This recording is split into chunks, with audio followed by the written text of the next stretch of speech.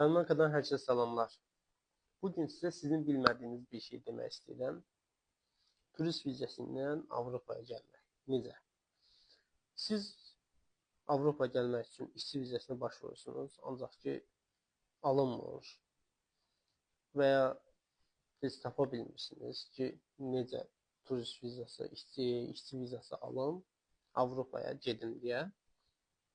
Beləncəsinə bir yolu var. Yəni, hər kəsin bildiyi bir yol deyil. Yəni, bəziləri bilir, bəziləri bilmir.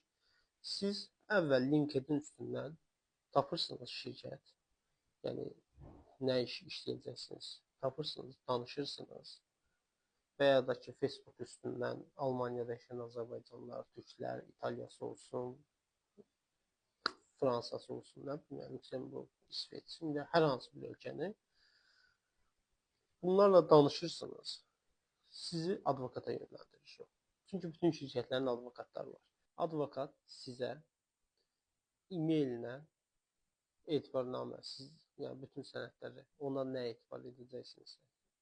Advokat sizə e-mail vasitəsilə bir məktub yollayır. Siz ona oradan daveliniz verirsiniz ki, sizin üçün o miqrasiyaya müraciət edə bilsin və bütün siz lazım olan sənədlər ki var, advokata PDF formasında e-maillə yollayırsınız.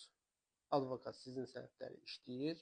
Təkcə birdən qalır randevu götürüb barmağınızı vermək. Siz də bu prosesdə müraciət edirsiniz. Turist vizası alırsınız. Bulqaristan, Slovakiya, hər hansı bir turist vizası alırsınız ki, Avropaya girə biləsiniz. Girdikdən sonra artıq sizin verdiyi 10-15 gün o müddət ki var, həmin müddətdə advokat sizin üçün randevuya yer götürür. Yer götürdükdən sonra siz gəlirsiniz həmin ölkədə, parmağınızı verirsiniz və ölkənizə dönürsünüz. Gerisi qaldı advokata. Advokat sizin üçün bütün ondan sonra olan prosedurları yerinə yetirir. Sonra sizin oturum təsdiqini çıxdıqdan sonra sizin üçün advokat qeydiyyatda olmalısınız falan, bunların hamısı advokat və müdür. Yəni zaten bunlar artıq planlanmış bir şeylər olur. Sizin üçün bunları eləyir. Təbii ki, advokata zaten pul verirsiniz.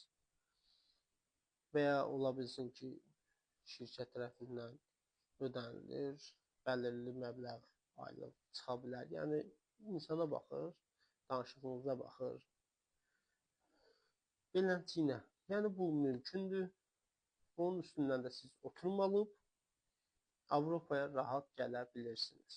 Yəni, bunlar hamısı mümkündür. Sadəcə biraz araşdırıb maraqlanmaq lazımdır. Bu qədər.